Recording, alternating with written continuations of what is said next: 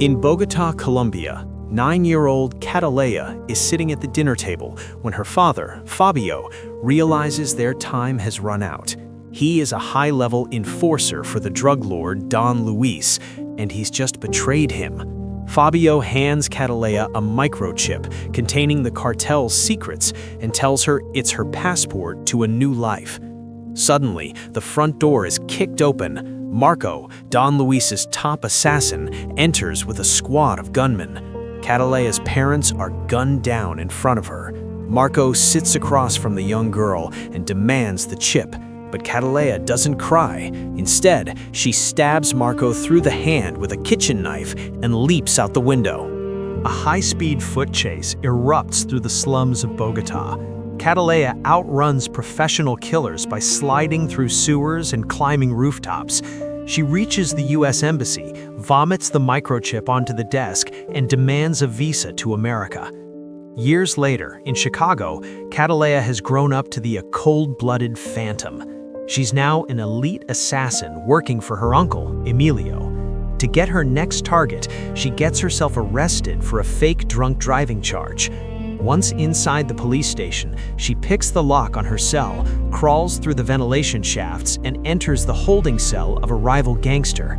She kills him silently, leaves a signature drawing of a Catala flower on his chest, and sneaks back into her cell before the guards even notice she was gone. Back at the hideout, Emilio is furious. He realizes Catala is leaving the flower signature on every kill to provoke Don Luis into coming out of hiding. He warns her that this path will get them all killed, but Catala is obsessed. Meanwhile, the FBI is closing in. Special Agent James Ross has been tracking the tag killer for years. He realizes the flower is a message, not just a calling card. While the FBI analyzes the crime scenes, Catala is already moving on her next hit. She stakes out a luxury mansion protected by a private army.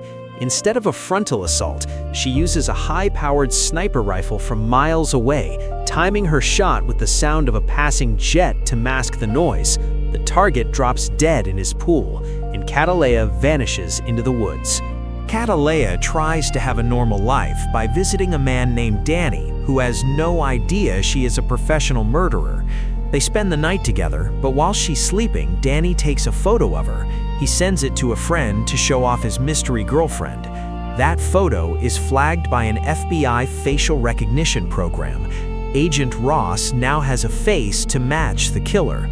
Within hours, SWAT teams are mobilized. Catala is tipped off by her survival instincts and realizes her apartment is surrounded. She grabs a hidden arsenal from her walls and begins a tactical retreat. She uses smoke grenades to blind the officers and escapes through a pre-planned hole in the floor just as the building explodes behind her. The FBI's investigation leads them to Catala's uncle, Emilio. Don Luis, now living in a fortified mansion in New Orleans, also sees the news and realizes the daughter of the man who betrayed him is still alive. He sends Marco, the man Catala stabbed as a child, to finish the job. Catala returns to her uncle's house only to find it a bloodbath.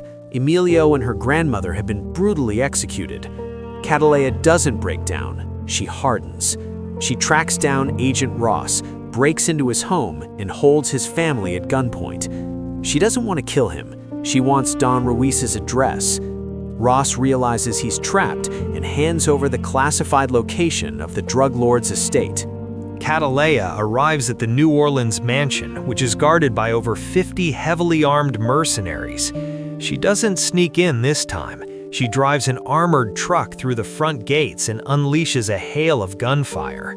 She uses a grenade launcher to take out the guard towers and moves through the mansion like a shadow. Every room she enters becomes a graveyard.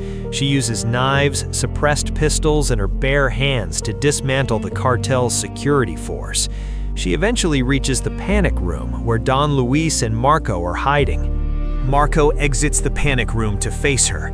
The two engage in a vicious, close-quarters, hand-to-hand fight in the mansion's kitchen. Marco is larger and stronger, but Catala uses her speed and the environment to her advantage. She smashes him through glass cabinets and uses a towel to choke him.